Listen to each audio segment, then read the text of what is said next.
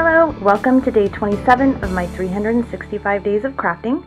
Today I'm going to show you a little throwback craft.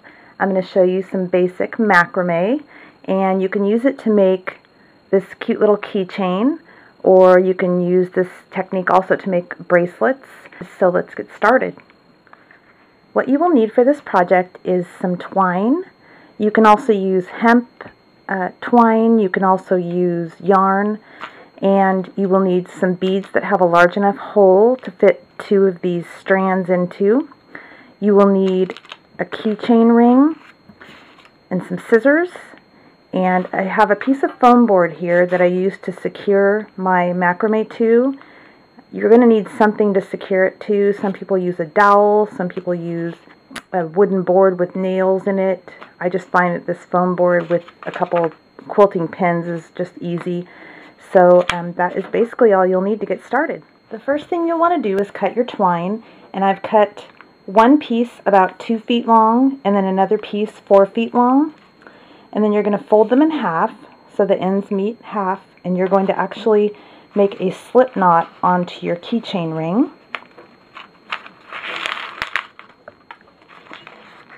Just pull it real tight. And then what you're going to do is you're going to take the 2 smaller pieces, and those are going to be the pieces that you'll be macrameing on. You'll be making the knots actually on. And you'll want to take those 2 smaller pieces. What I just do is wrap the quilting pin around a couple times and then secure it into the bottom of the board, just like that. And then you have a nice tight middle that you can macrame around. Now macrame is really easy. For this keychain here, I used a basic alternating macrame knot, and that gives it the flat effect. So what you'll want to do is just put one piece over like that, over the middle, and then take the other piece on top of that, and then take the end of that and go under your middle and pull it through that loop, and then just pull it tight to the top, and then you're going to alternate sides to make it flat.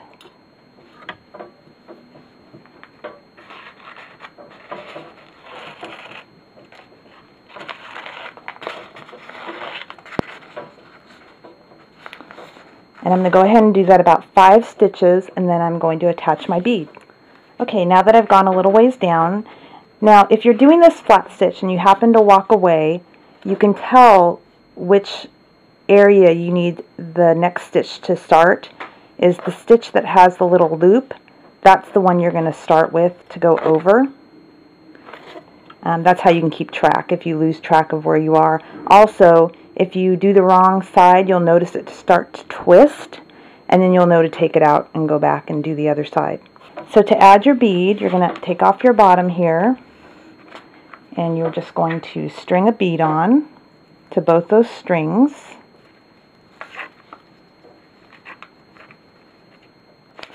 And once you get the bead up and tight, I'm going to go ahead and secure them again. So once you have that secure again, you're going to just start macrameing. You're going to do another 5 or 6 stitches.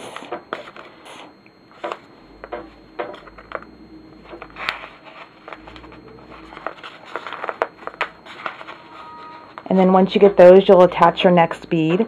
And you can make this as long as you like. I usually like to do 3 beads because that seems to be like a perfect length. So this is a different version of the macrame. And this is where instead of alternating sides, we just keep using the same side. And by doing that, you get this twisty effect.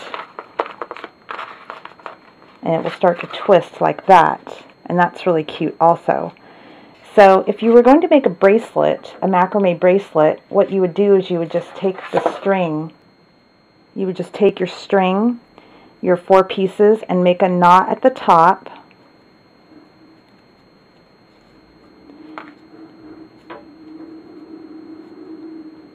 And then secure that to the pins, and then go ahead and macrame, and then make a knot at the end, and then you can just slip that knot through that hole to hold it onto your wrist.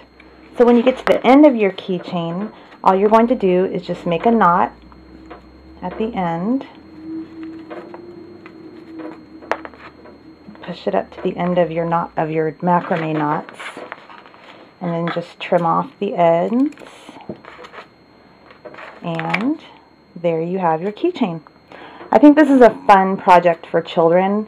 I used to do this in Girl Scouts. That's where I learned how to do it. So I think it'd be great for kids to make them as gifts for parents for holidays or for birthdays. And I thought these little beads were super cute. I got these beads at a thrift store. They're vintage and they have little faces on them, but you can make your own little face beads, and I thought it'd be cute to make a gift for your mom that had the number of kids in your family. You could do a face for each child, and it's just a really fun, easy project. So enjoy it, and I will see you tomorrow.